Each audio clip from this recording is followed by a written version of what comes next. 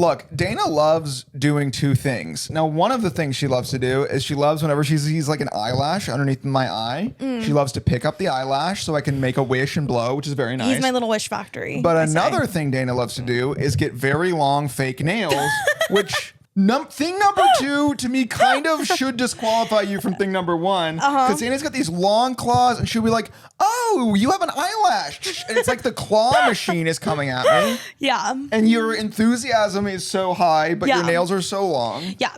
I will say, I've noticed like with this set of nails particularly, I do have really limited fine motor skills and dexterity. It's definitely limited, and I already am not the most dexterous person. I already am not, I'm not graceful. I definitely, again, I think I lack certain fine motor skills. I think that's like, true. I'm kind of like. I think you have short fingers, and I also think you live in your head. You live in a theoretical head. You don't have time to like think about like picking up the coffee mug in an elegant way. You're thinking about something rude that your mom said about a sketch of a unicorn you did when you were 9. Right, exactly. So I'm up here, and it's hard. It doesn't always, the signals don't always get to my fingers, if you will. Yeah. But yes, I have noticed that this set of nails is limiting my mobility actively. And I've noticed this because it's very difficult for me to put on my earrings. My earrings take like an extra 3 minutes these days. Yeah. And then everything takes a little bit longer with these nails. Like when we're walking the dog and I have to pick up the poop. Yeah. That takes a little longer because I have to undo the poop bag. Yes. And so I have noticed these nails definitely add time to my day. That being said, I was thinking about how I am at my youngest and most mobile. And if not now with these nails, when? Like, you know what I mean? When I'm like older and it's like harder for me to do everything, I'm never going to be able to have these long nails again. So kind of like, why not now? But I guess my question would be, why ever? Yeah. Because I think that they're pretty and I think they're cute. But I'm saying, I'm looking at them. They're like pretty nails. They're pink nails, but also they would be as pretty if they were like shorter. Yeah. Like normal nail length. Nothing about them needs to be extra long. I mean, I think probably I'll get them shorter next time. But like right now, I'm like, I enjoy them. And I was thinking about that where I'm like, I don't know for how long I'll even be able to do what I'm doing with these nails. Yeah, you're like one of those people where it's like, hey, as soon as I don't have the dexterity anymore to have extra long nails, just take me out back and put me down. Pull the plug. Yeah, the second that I can't maneuver with fake ass claws, put me out. Yeah. Take me out. Midnight Milkshake.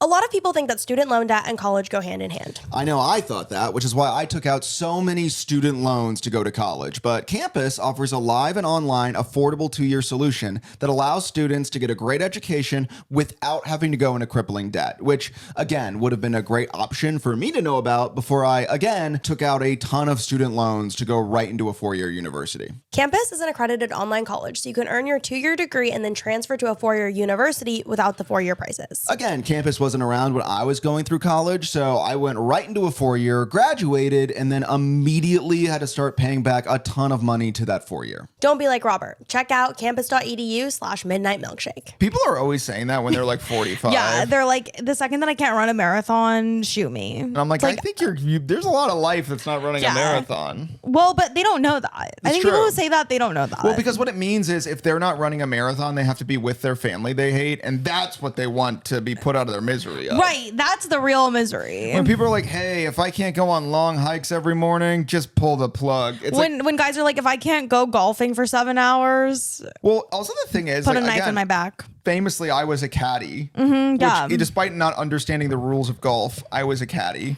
And proof that my coaching doesn't require me to have knowledge of the sport at hand. Yeah, but as a caddy, you're not a coach. You're a servant. Oh? So you could be like a water boy. I couldn't do that. Because I know your ego wouldn't allow it. No, their ego wouldn't allow it. Because, okay, here's my thing. I actually don't have a problem on the service with being a servant. But if I'm your servant, I'm going to talk to you how I want. So when you like ask me for something, I'm going to be like, yeah, I'll get it. But you're ugly and fat. You know what I mean? That's how you want to talk to people?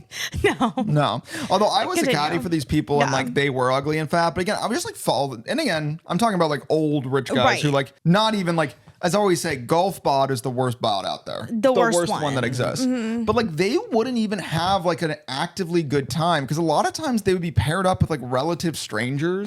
Like it's not even like they're there with their friends a lot. It'd be like, you know, it's some other member of the country club, another member who was available at that tea time. So it's like uncomfortable. It's like, it's kind of quiet. It's like small talk. It's like really kind of formal. It's like a work event. And I'm like, these conversations are better to them than talking to like the loves of their lives. Yeah. That's really sad. Really sad. How do you get to that point in your life? And how do you avoid getting to that point in your life? I do think people train themselves that they're not supposed to like the person they're with. Yeah, but we talk about that too, where it's like, I think that's a function of late stage capitalism and like what came first, chicken or egg. But I do think like we talk about if the default life is I'm man in office from hours of 8 a.m. to 7 p.m. If I love my wife, that's going to feel like torture every day. Yeah.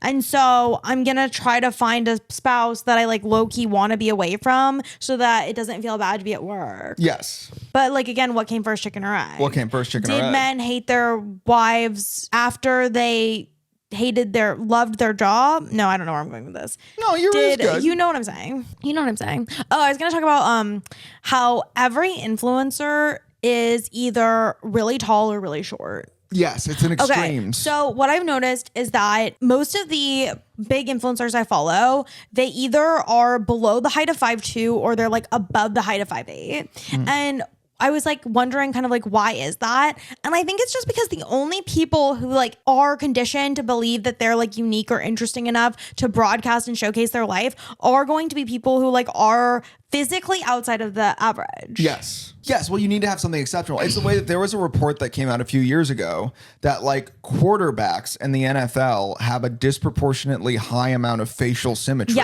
relative to every other player. And it's literally because like when you're a little kid, the only kids who are confident enough when they first start playing football to go, I should be the quarterback, are the ones who like are the best looking, you know what I mean? Who have the best facial symmetry. And so they grow up to be like handsome adults just because literally it's like, yeah, like the kids who are gonna play, if there's like a super busted ass kid, they're gonna be the ones who are like, I wanna play quarterback, and everyone's like, "Hey, what did you say, Groggett?" Right, and then he's gonna be like, "I don't." He's like, "Groggett said nothing." Groggett said nothing. Yeah, Groggett will go tend to the water. Well, I will say that actually is in line with Malcolm Gladwell's Outliers. Malcolm Gladwell in the Epstein. And I remember he tried to kind of intellectualize it. He did. Well, he was like, I was there, and I said, "What are all of these young women doing here?" I'm like, they're scared. They're scared of you. I'm like, they're massaging your feet. Yeah, he's like, why are these young women massaging my feet? I was there, and I was. Everyone, by the way, everyone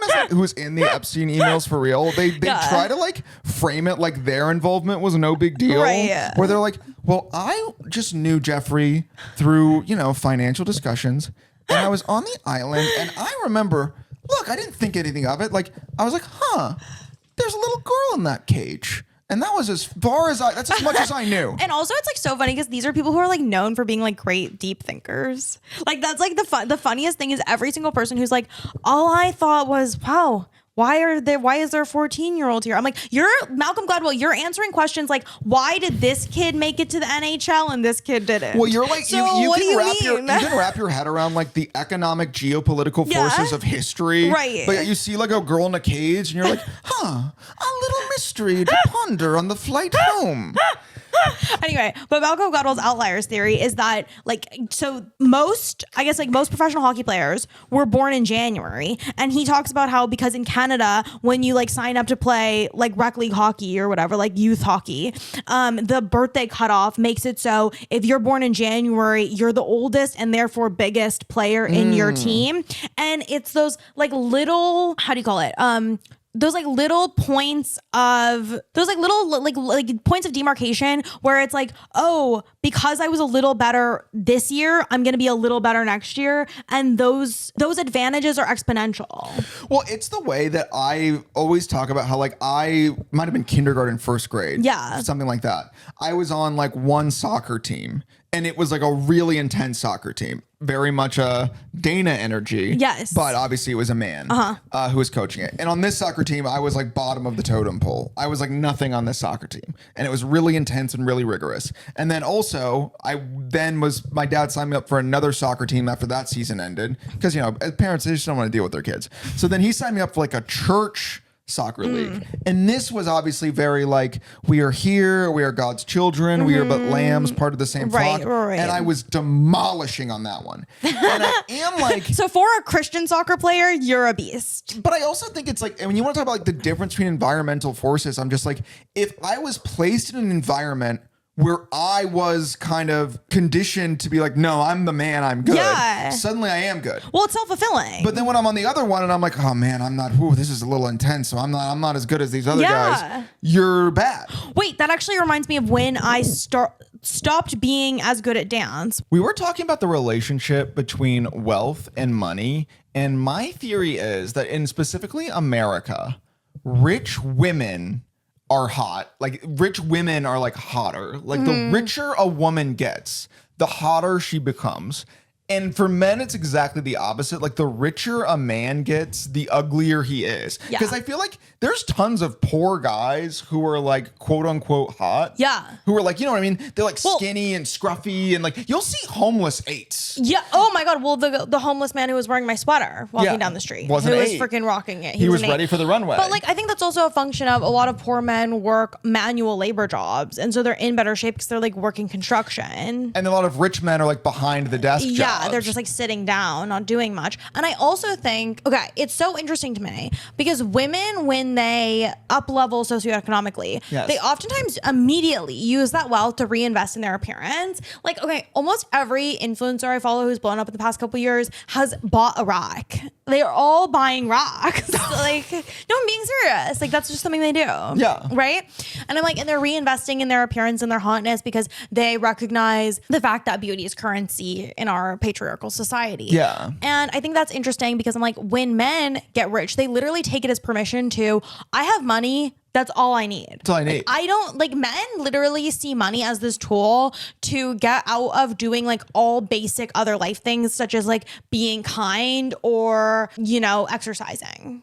Well, it's almost like when men get rich, famously, they will like get like a hotter, younger wife. Yeah. So it's almost like that's their way of like bringing hotness into their orbit. It literally never occurs to them like, well, I could get hot. Well, because they don't view that as currency. Like, they don't think that that's going to help them make more money. Yeah. Which I think is oftentimes true. And for women, and again, it's a problem with society, but maybe it is a thing of like, no, man, if you're going to be rich as a woman, you need to get hot. It's like one of the most valuable tools you can have. 100%. I think they've done so many studies. Like, women who are attractive make so much more money than women who aren't attractive. But it just is interesting that it's like, no, it's like for men, though, the hottest men are generally the working poorest. class. Yeah. There's way more hot working class men. And then there's way more hot rich women. Also, there's a lot of like, dare I say, I think sometimes the ugliest men are the richest ones. Like we see them when we go to like when you go to fancy hotels, there's like, golf bod. And enough said. Golf bod, enough said. Golf bod are the richest guys. Yeah. They are the ones with the biggest tummies, the skinniest arms, the receding hairlines. Yeah. And by the way, I'm not being rude here. I'm literally talking about like millionaires and billionaires right. here. They don't give a shit what we think. Yeah. They have their money. And if they did care, they'd get hot. Yeah. But like that's I joke about this all the time, but it's like, if you're gonna be an evil billionaire, can't you at least like get hot? And Elon Musk would say no. Although people point out that sometimes these like rich, ugly men, they are trying to be attractive. They just like really lack the ability to do so. Well, you want to hear something really scary? Yeah. The Elon we have now, this is Elon after he got hot. This is post glow up Elon. I also think there's an element, I guess, like we really just don't even appreciate how ugly men can get. That's so true. Like we see like these ugly billionaires and we're like, oh man, why didn't you make yourself hot? It's like, dude, he did. He did. Well, this we talk is about so much money put Jeff into this. Bezos all the time. And like Jeff, we respect you a lot. And I've really come full circle on Jeff Bezos. I actually think that he's one of the better billionaires. Well, if you're ranking billionaires in terms of their evilness, like if we take like the big billionaires, I would put Bezos kind of as like the most ethical billionaire, which by the way is still not ethical. No. It's still not good. No. Well, I guess actually you would probably say like J.K. Rowling is the most ethical billionaire. Ethical. Just by virtue of Yeah. the fact that her billions were made by writing stories that people love to read. Obviously her personal views we do not agree with. Sure. But also it's like then you would then you would have Bezos, who he himself does not seem uniquely evil. I don't think he's uniquely evil. I think he's more in the public eye than a lot of people. And I think that he's a billionaire where we all use a service. But like we say, we could tell you where his money comes from. I be ordering Prime every day. Now, look, did he smash a lot of like mom and pop businesses? Yeah. And do people in his factories not get their basic human rights met? Absolutely. Those are all true statements. But amongst the billionaires, we're comparing him to Zuck. We're comparing him to Elon. Yeah. And I would say he's less evil than Zuck and Elon. I would say so. No, but Jeff Bezos, we're about his hotness. He actually weirdly has gotten like so much hotter, which you wouldn't expect because you look at him and you're not like, oh, that's a smoke show. Obviously not. But when you watch an interview of him from like the late 90s, he literally looks so much older then than he does now. Well, now he's got that rich middle-aged guy.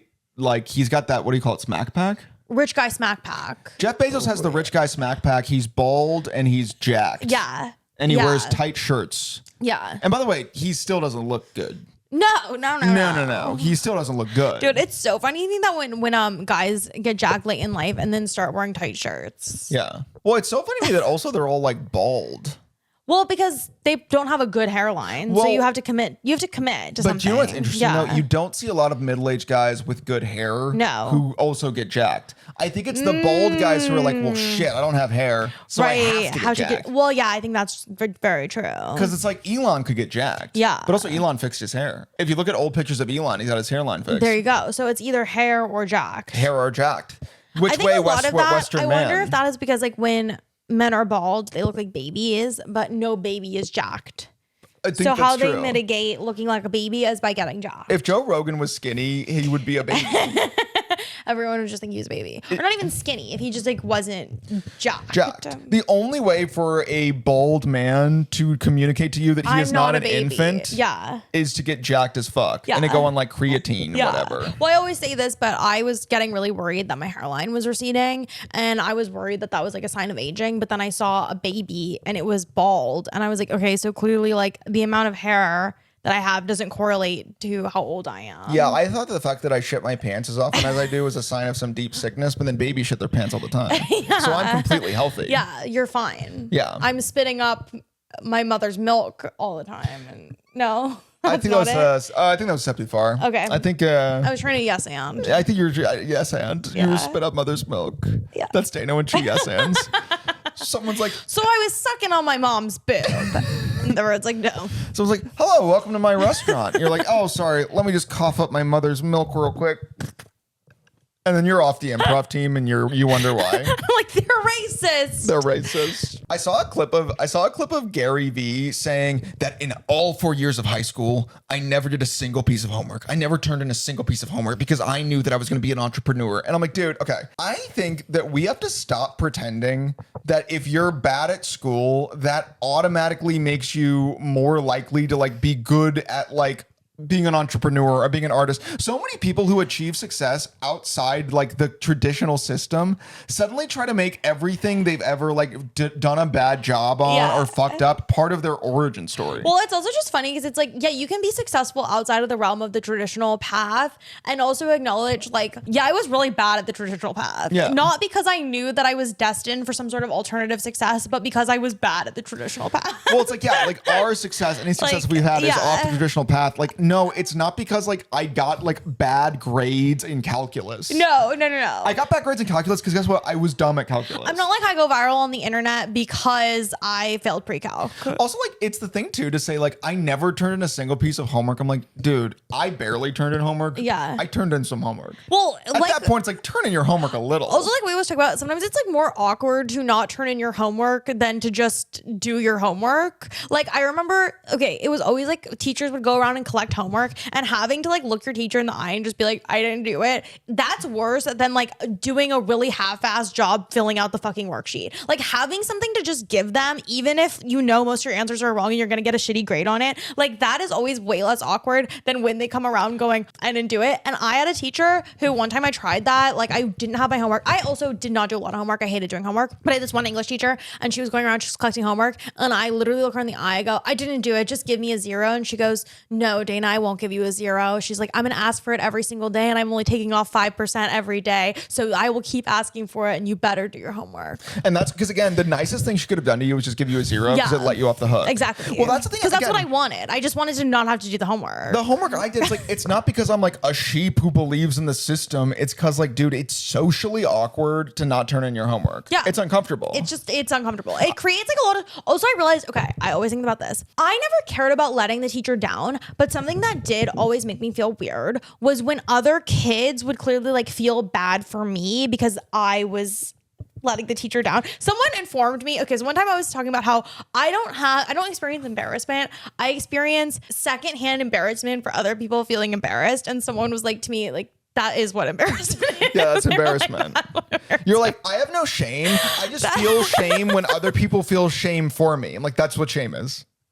That's shame. So I would always experience a lot of secondhand embarrassment for other people's embarrassment for me. And that actually motivated me to do a lot of things in school that I wouldn't have done otherwise. Dude, this reminded me. I would always try to like pretend like one time we were supposed to be taking notes on our English teacher's lecture. Yeah. And at one point he goes, all right, so just be show of hands. Okay, like you're supposed to be taking notes. So I think, you know what? He called another kid. Another kid wasn't paying attention. And the teacher went, excuse me, what did I just say? What did I just say? And he said, sorry, I didn't know. And he goes, well, check your notes. And the kid goes, sorry, I haven't been keeping notes. And he goes, all right, you're really supposed to be keeping notes. I mean, all right, raise your hand if you're keeping notes. And I wasn't keeping notes, but I wanted to fit in. Yeah. I raised my hand, and as I did, I kind of looked at the kid who just got in trouble, and I was like, shook my head. And he goes, okay, Robert, start reading from your notes. And I did this. Okay, I just need to open them up. They're in, I think they're in a different folder, and they're in documents. And the teacher literally, as I'm doing that, the teacher goes, Robert, just stop. And went back to his lecture, and even as I say it now, I feel just like a dude, it's so crazy how like you'll remember something embarrassing you did in high school and like you really can feel it with your whole body. Do you want to know what this is? The most embarrassing thing? Yeah, please. The most embarrassing thing that ever happened to me in high school was I went to a party that was at my crush's house. Okay. This was big. It was like I went to a party at my crush's house. So obviously it's high school, like me and like a bunch of my friends are like piled in the same car, and we pull up in front of the house, and I need to pee, but I don't want to pee in the house party because that would be awkward. I don't want to show up to a house party and the first thing I do is pee, especially when it's at my crush's house. So what I did is like, okay, the house right next door had like bushes and the lights were off. So I thought no one's home, it's dark. So I peed in the bushes of my crush's neighbor's house, thinking I'm saving myself embarrassment. So then I walk into my crush's house, greet everybody. It was like in the basement, finished basement. Walk down the basement. The party's happening. It's great. And then suddenly the music stops and the lights turn on. And my crush's parents walk downstairs and they basically go, hey, so our neighbors came to our front door. They said they saw someone peeing in their front lawn and they're really mad. They said they don't want, look, they don't want to get anyone in trouble. They certainly don't want to call the police and make any sort of complaint, but they would like an apology from whoever peed. And for me, I'm like, I'm at my crush's house. Yeah. I just can't apologize for peeing in her neighbor's house. No. And I literally leaned over to my like friend who I'm with. I'm like, dude, you have to apologize for peeing. Dude, you have to apologize even though I'm the one who peed. And my friend did. He? Wait, he did? He did. My friend Max, he went up literally and said it was me. I'll just do it. And he went up and he apologized and he took that bullet from What me. did you do for him in exchange? Did he call in the favor later? I can't imagine what favor. He's like, hey man, I just took a dump on a cop car. This is on you. You gotta say it was you, man. No. I got you for the pee thing. No, he never called in the favor? He never really called in the favor. You right now it seems like you're lying. And he did call in the not favor and you lying. can't say No, what he it never was. called in the favor. Okay. There was no favor. It was just like, wow, it's crazy. Where is he now? I actually think he just got engaged. He seems to be doing well. Okay. Well, that's good. Yeah. That's nice. So there you go. All right, well. So how about that? Maybe it paid off in the universe called in the favor or whatever. Yeah. But literally, and by the way, I can speak to no benefit I received from not. I probably could have just gone up there and apologized for peeing. But Or you could have just peed in the house. I think it's like to me it's a misassessment that it would be weird to go to your crush's house and be like, oh, I'm at your party, like I'm gonna use your bathroom. That just felt. Well, it just like the so first weird. thing you do is pee. That's a faux pas. Well, to me, like how many people were at the party? To me, I'm picturing like there's enough people at the party where it's like you could slip into the bathroom. Let me be clear. really There quick. was, I would imagine. Why didn't you go before at home? Well, I probably did, but You needed to pee again? yeah, Because you were nervous? No, Or? it wasn't a nerve pee. It was just kind of like, also because like I drank, so it's like you kind of break the seal, so to speak. so to speak. Break the seal. To me, it's just to me, I'm making more sense than anyone's ever made. Okay, to me, I'm just like, the fact that you can't just go in and go to the bathroom, like the amount of times, and maybe this is why I don't have that many friends, but the amount of times I go into someone's house, I go, can I pee? First thing. Hey, I need to pee. Walk in. Hey, what's up? I need to pee. That's not weird. Well, yeah, well, you'll go into someone's house and you'll say outlandish stuff, and you'll play by your own rules. What kind of outlandish stuff? Huh? What kind of outlandish stuff? I don't know. You'll like at the party, you'll be happening in the basement, and you'll be in their bedroom looking at their clothes and seeing if they have better outfits than you. You'll go through their DVD collection and see like if they have any like Mary-Kate and Ashley DVDs. And if they did, I think they were cool as fuck. And you'd be by yourself. But also, again, this was also let me just make this clear. If this was a party of, I would say, 17 through to 22 people, it wasn't like a giant, it was like more like a kickback. It wasn't like a rager. Because if it was a rager, no one would even notice if I went up and apologized for peeing. But it was because of the fact it was so personal, and everyone would have looked at me and they would have been like, Robert, apologize for peeing. Also, I kind of always existed on the precipice of people thinking I was weird. Right. And I know this would push me over the precipice. Like you'd finally be categorized as weird for sure. I was like, right on the border. Yeah. I was right on the border. So you were always walking a tightrope. I was walking a tightrope because I was kind of idiosyncratic and weird. Yeah. But at the same time, like I looked conventionally attractive. To some degree. She did. Okay, you always say this, but it's so funny because like you were talking about your crush and you were like, I just never knew she liked me. And I was going through your Facebook albums. Yeah. We were like going through and like, no, she like definitely liked you. You guys have so many pictures together. Yes. No, I think she did like me back. But also it's a precipice thing. Like I'm not. Who knows? Yeah. Maybe it was an unstable dynamic. It was just very. I would say it was very casual. Okay. But anyhow, I did not. I peed and I did not want to. Also, in high school, you think these people are your whole world. So I'm like, I can't have my crush's parents know that I'm the one who peed on their neighbor's lawn and apologized because these people will be in my life forever. Right. Totally. You think it's like, the stakes are higher than the stakes really are high. Right. Now I'd be like, whatever. Yeah. You're like, hi, I peed. I am the guy who peed. Was me. I'll do it again. I'll do it. I'll do it again. And I do it again. But to me, I'm like, no, the weird thing is like, you can walk into someone's house and be like, I gotta pee. But if all things being equal, you're just like, okay, there's an empty yard right here. There's a bush. It's easier. I don't think because then as soon as I enter the party, I can be on. And if I enter the party, you can be on unless you knew. Okay, would you have done the same thing if you knew that the neighbors were gonna come? Obviously not. Would you have just gone to the bathroom? I might have just held it. Obviously, I would have held it. Dude, did you guys see? I'm like, you have some hang-ups. I have some rules in my head that I'm like, yeah. To me, these are rules everyone occupies. You don't want to immediately, as soon as you go to a party, pee. The way that every time I go into anyone's house, immediately I ask to use their bathroom. Why? Well, first of all, I like to see the bathroom. It's a good way to get a lay of the land. Sometimes you get sometimes you get a tour. Sometimes like, you know what I mean? Like if you ask where someone's bathroom is, you immediately get to see more of the house than if you just like stay in the first location, right? Yeah, I guess we have different agendas. I'm not trying to like get a tour. I'm trying to see the location. Well, aren't you curious as to how other people are living? No, because I'm trying to raise my own standing socially. I guess maybe this is why my standing never raised socially. Because I was like always just trying to see what people were like up to. I think that is the difference. Because I went into this party, and again, by the way, I was never popular, but I went into this party being like, how can I raise my own individual social standing? Yeah. What things can I avoid that will help me raise myself social standing wise? But to me, I'm like, why would asking to use the bathroom set you back socially? I think it would have just like, because it would have just like, instead of being on my best foot forward, it would have immediately put me in a vulnerable position. Hey guys, I need a favor. I need to pee. It's not a favor. They invited you to their house. It's not a favor. But they're not doing you a favor. But you want to come in, you want to be like, hey, how is everybody? Hey, are we drinking? And then instead I can't be like, hey, I need to pee real quick. No, you don't have to be like, I need to pee. You walk in, you go, where's the freaking bathroom? I got a freaking whiz. Yeah. I can't do that. Why not? So what would you say? I always will go into people's houses. I can't remember the last time I walked into someone's house and I didn't immediately ask to use their bathroom. I always need to pee when I walk into someone's house. Always. Always. So I usually just go in and be like, oh, hey, how are you? Can I use your restroom really quick? It's not that big a deal. It's not that deep. Here's the thing. I need to lay a foundation for who I am at this gathering before I have to pee, because otherwise I'll always be the guy who had to pee. No, because that's not something that people keep score of because everyone pees. Yeah, but not everyone doesn't pee first.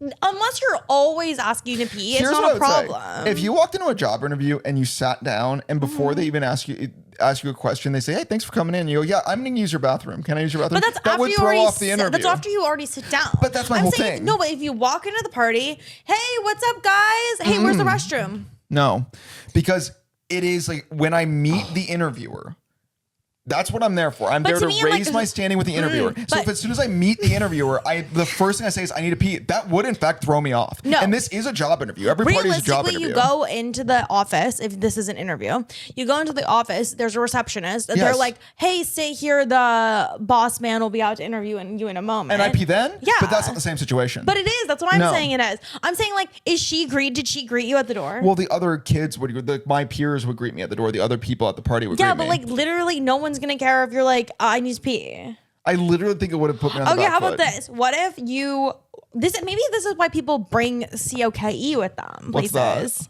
Cocaine. No. That's why people bring it with them so that it's like cool to us to use the bathroom. So I should have, instead of to cover my tracks, they said, "Hey, Robert, good to see you." And I should have been like, I need to go to the bathroom immediately.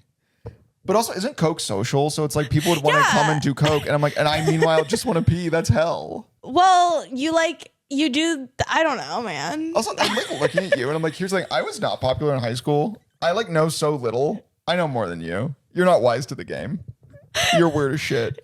I know you're the type I of know person I where am. whatever the group is, if the group was like by the pool, like drinking, you'd somehow be in like the study looking at their dad's desk. You'd be on your own doing stuff you're not supposed to do. Yeah, probably. That sounds like me. You'd be like in like the flower garden in the front yard taking selfies.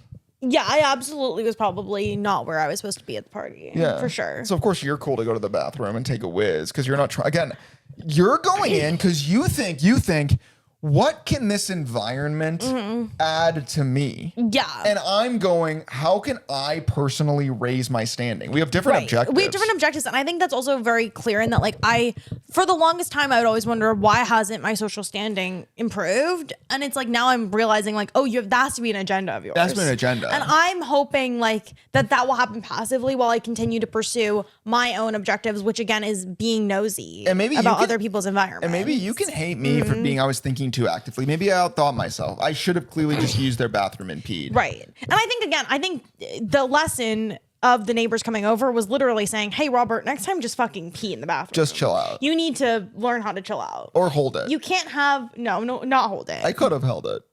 No, I think if you had held it, the lesson would have been you would have had like a terrible bladder infection or something. Like, this is how God teaches lessons. But here's the thing, if I had a terrible bladder infection, but I raised my social standing, you wouldn't care. I'd be like one of those guys Yeah. who like gets injured catching the winning touchdown, and when they're on the stretcher, they give like a thumbs up to the cheering fans. Yeah. I raise my social standing, but then like my dick explodes, and I'm just like, It's like, also then it's like your crush likes you back. Now what? Your dick exploded. yeah. But at that time, Like- it's like, dude, my social standing was such that like we're not even thinking about that. So yeah, it doesn't matter. It's all theoretical. It's all points. It's all points. Okay. It's all points anyway. Yeah. I just saying, like, clearly the lesson from the universe, God, was that you need to just fucking be normal and ask to use the bathroom if you need to use the bathroom and not pee in neighbors' bushes. I think that's true. But by the way, did you guys have the whole break the seal thing? No, I don't even know what. That's some like weird shit. Explain to me if this is. Am I crazy? Was this Yeah. just a thing like amongst my high school friends? But like the whole idea of like when you drink alcohol, you're not supposed to pee because it like breaks the seal. That's so weird. I've never heard of this. It's a real thing. You break the seal. Never heard of this. It's like I think the whole idea is well, you drink a lot, but then if you have to pee, don't pee because I think it's supposed to be because like once Like you the pee, alcohol is supposed to marinate in your body That's to make what you I drunker. thought too. No. Well, no, I thought it was supposed to be like either like two explanations. I wasn't sure which was true. You don't want to break the seal because A, if you pee, you just won't stop peeing because you're gonna be drinking so much you'll never stop peeing. So if you pee once, you'll pee forever. Okay. And then B was Yeah. yours, which is like you want to let the alcohol marinate in you. That's not how alcohol metabolizes.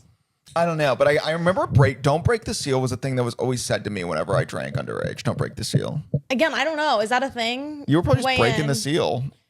Oh, well, I would never hold my pee for any reason.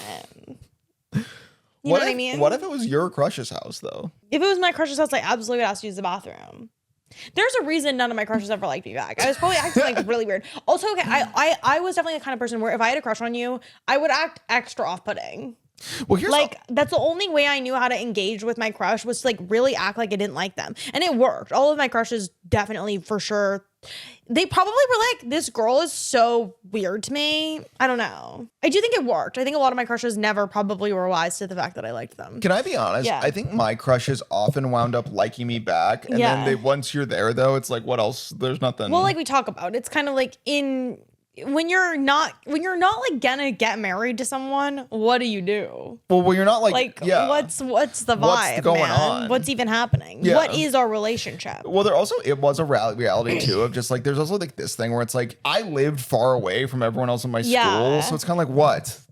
And then what? Yeah, and then what? You live too far. I live too far. No one's Yeah. coming over to my house. Right. You know what I mean? Did you guys have like common areas that you like went to hang out, like the mall, or like we had like downtown and midtown. So like in middle school, where people would go on dates was Midtown, which was like a little shopping center close to our middle school that you could like walk or bike to after I would school. say not really. I would say, but again, Okay. I would say in the Midwest, it was big. I mean, it was big house party culture, finished basement culture. So it was Right. always friends, finished basements. So it was like more like people would have like group hangs at their house. that was exactly the vibe. right. But then what do you mean? Like if you had a crush, wouldn't you guys just like go to group hangs together? Wouldn't that be the But also, idea? you would wind up at the same group hangs. But then, all right, Yeah. you're at the group hang. Yeah, and then you like kiss a little bit, or I don't know. Well, what are we trying to? What kind of conversation are we I don't trying to know. have? I don't know. But again, but also this is my point is like my crushes often lived in a very theoretical environment, Right. And then you're working so hard to like jockey into position, Yeah, and then you get into the position, And then it's like, what? all right, but then to me Yeah. that's the end game, Yeah. And then you're like, all right, game's over. Yeah. Not in the player way, Right. and actually the No, opposite, and in the yeah. lame way. Yeah, and like, I just want someone to like me back, and then you like get them to like you back, and Yeah. you're like, well, we did it. time to move on. And now Was we that shall how move it on. worked for Yeah, you? obviously, I'm not with any of my crushes except for you. Me. Also, okay, all right, but I think this is it. When I look at like you and I, a successful relationship, Yeah. I don't go, oh, I was weird to like with all my crushes as a youth, and somehow that's what made me Right, good right, enough to yes, be with you. I'm yes, like, I think no, that's those so are real. unrelated things. Yeah. So when people are like, well, I was really bad at school, but that's what made me an entrepreneur. I'm like, no, you Yeah. were just bad at school. Also, as we always say, Right. you and I were bad at school. So my thing is, if you're worse than me, dude, you're just like not even functional. No. Like I would like get bad grades all the time. Yeah, I would get bad grades all the time. I think also I'm like I tried as little as you could while still like passing all the Yeah. shit. But I would always think that, okay, I knew I was giving like bare minimum effort, and when people would do worse than me, I'm like, dude, there's something actually like low key wrong with you, because I'm like, I'm really not showing up. Like Yeah. I'm really like I truly wouldn't even, I would not attend. I would have terrible attendance in Yeah. school. Like I would do bare minimum on assignments, and I'm like, and I still got by. And so like again, when people were doing worse than me, I'm like, dude, that's a whole other thing, man. Yeah. Like, cause I'm like, you can like really not try and still do fine. Yeah. So what's the deal? What's the deal? What's going What's on? the deal? And then again, to retroactively write your mythology to be like, if I didn't do really bad in school, I wouldn't be successful today. It's like, that's just simply untrue. Well, Gary Like- Vee being like, I never turned in Yeah. any homework. I'm like, that's rude. Also, I do think it's a good lesson. Turning in homework that you don't want to turn in, it's a good lesson in like, sometimes you have to do things you don't want to do. Like, it's a good lesson in that. Just complete the task, man. Just Yeah. fucking do the task, okay? Just It's do not the because task. you were too much of a genius No. to do the worksheet. Yeah. Don't like over mythologize it to the point where like everything you don't want to do is because you're such a genius. You're too much of a genius to do it. Well, one time I skipped a pole vaulting practice because I was a pole vaulter in high school, Mm-hmm. really trying to find my place. But I skipped a practice, and then like the main coach, not my pole vaulting coach, the main coach was like, "Hey, Robert, why weren't you at that practice?" And I was like, honestly, I just wasn't in the mood to go. And then he literally yelled at me, Yeah. and he goes, that's really stupid. That's really not a good enough reason. Yeah, And of course yeah. it's in a track. So of course Right. everyone else on track practice, like I'm in the middle. It's like Yeah, a stage for my yeah. humiliation.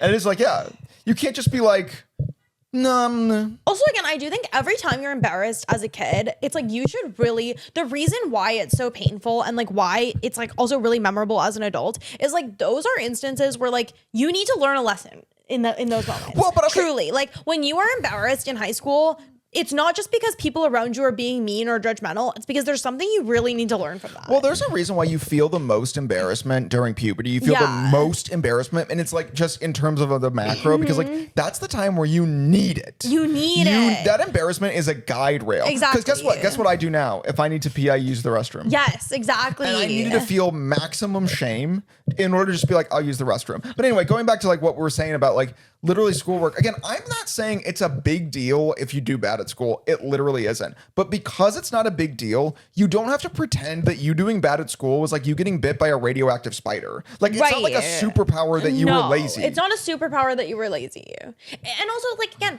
it's like if things worked out for you, great. But to be like things worked out for me because I was lazy at school, it's like that's just like really sending a bad message to people. Yeah. In general. Like, we shouldn't be recommending that kids try to fail at school because that will ensure their success in an alternative career path. Well, it's like Jake Paul releasing that song, My Teacher Never Taught Me That. Which again is a hilarious song. It's a hilarious song, but also it's like, dude, if you're Jake Paul's teacher, you're correct to have a lot of concerns about Jake Paul. Yeah.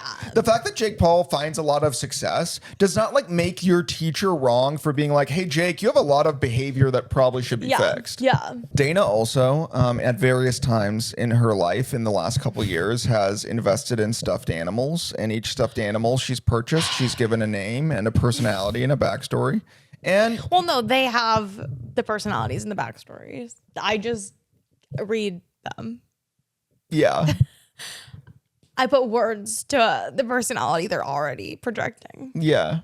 And I bring to light the backstory that I can already tell is written in their code and DNA. That being said, I think it is with look, here's my thing. I'm ready to say goodbye. I'm ready to say goodbye to some of my stuffed animals. Well, here's the thing with me. It's like, because Dana said, like, we should get rid of the stuffed animals. Let's throw them out. And what's crazy is, like, obviously, I don't believe the stuffed animals have souls. But also, I'm like, it would feel somewhat crass to just, like, throw them in the dumpster. But to me, okay, well, not necessarily throw them in dumpster. I could give them to Goodwill. So that's an option. True. There's a couple options for what I want to do with my stuffed animals. I could give them to Goodwill because, okay, also, one of the stuffed animals that I'm keeping, I found at Goodwill. I used her in a short film I made, and I love her, Camilla, the striped pig. I will be keeping her, but I found her at Goodwill. So I'm kind of, a part of me is like, oh, Return maybe her like to the sea. Well, not Camilla. I'm not returning Camilla. Camilla's staying with me. But putting some of my other stuffed animals at Goodwill and hoping that other people have a Camilla experience. I would with say them. that you pitched this to me as you're ready to move on from stuffed animals. all And then of them. now you're like, told obviously, you. Camilla must stay. No, I told you. I'm keeping Camilla Mauricio. I'm keeping Camilla and Mauricio. Hey, Dana, what's Mauricio? Mauricio is my sequin snake. And tell me about your backstory for Mauricio. Mauricio is a non-binary actor. He auditions for a lot of kind of like 2D. Why would it be he? He's non-binary. They're non-binary. Oh, sorry. Mauricio. Well, no, he's a he, they. Okay. Mauricio is he, they. Those are Mauricio's pronouns. And he's an aspiring actor. So you're going to keep Camilla. He has an Italian accent. And Mauricio. Yeah. So I'm keeping Camilla. We might have to cut this. They might not. Our audience might be too cool and not look at us the same. Okay. Well, then I'll cut But this. anyway, I'm kind of like, what do you do to like discard stuffed animals? Well, again, I don't know, but here's my thing, Robert. When you suggested keeping them in the closet, I worry that'll like trap their souls in limbo. But they're not limbo. They're not dead. They're still alive. But I worry. I'm like, I don't think a life in a closet is any life at all. And I'm like, what if it is like putting them in the trash can enables them to like pass on to the stuffed animal afterlife? Well, they're not dead. I also think that's a crucial element where I'm like, they're not dead. They're still functional. They just don't have to be a central part of your, But to me, emotional putting life. them in the closet, it seems like that seems weirder. Like that seems meaner to them. It seems like we talk about with haunting you after I pass. It seems like I'm like, I should allow them the opportunity to find a new home where they'll be like displayed and cherished and shown off. I don't want to like relegate them to a closet life. I will say, even the fact you're speaking about them with this level of empathy maybe means you're not as disconnected from them as we might have hoped. But again, I'm like, but to me, like either throwing them away or giving them to the thrift store, like enables them to have an ending. It's like a finality. It's like they can move on to something else, something bigger and better. Maybe. And again, I'm like, maybe there must be a Pixar movie about this. Well, it's Toy Story, right? Well, what's the deal with Toy Story? I think that he ends up donating them, but I know at one point they're in like a daycare and it sucks and the kids are bad to them and they're in the dumpster and they're all going toward the fire and somehow it ends with them happy with another kid. Yeah. I guess I just think about like if I was a stuffed animal, what would I want? And I guess I'd probably want to go to the thrift store and have another person. But what if the person who takes them me. doesn't like them as much? Then that's an argument for just going to the dumpster. Well, here's my question. Is there any way to keep the stuffed animals, but just kind of strip away some of the kind of emotional weight that's been put on them? Like, could we maybe like just take away their names and not think of them as I'm not gonna unname them. But I'm asking, can we unname them? No, I think we can't unname them. If they've been imbued with kind of souls and personalities and backstory, could we simply They already had the souls and personality. I'm not gonna suck their souls from them. I'm not like little Dementor. No, I'm not gonna do a Dementor. Also, because here's my thing. One of those stuffed animals I won at the hanging bar at Santa Monica Pier. And I'm like, I don't want to throw that away. That's mine. But also, I don't necessarily want it to be viewed as like a personality in and of itself. So is there a way to just like Maurizio will now become the snake thing? No. Camilla will now be just a stuffed pig. Well, but to me, I'm like, it's the same amount of effort to call her the stuffed pig versus Camilla. I would say that's not true. I would say it is. I would say the fact that it's so hard for you to just not call her Camilla. Well, no, because she's Camilla. She's a stuffed pig. All right. So let us know if you have any experience saying goodbye to stuffed animals as an adult. And if you think that what we're saying is dumb as hell and you think we should have cut it, let us know. Let us know. As well. Please let us know. Anyway, this has been the Midnight Milkshake podcast. Peace out. Enough said.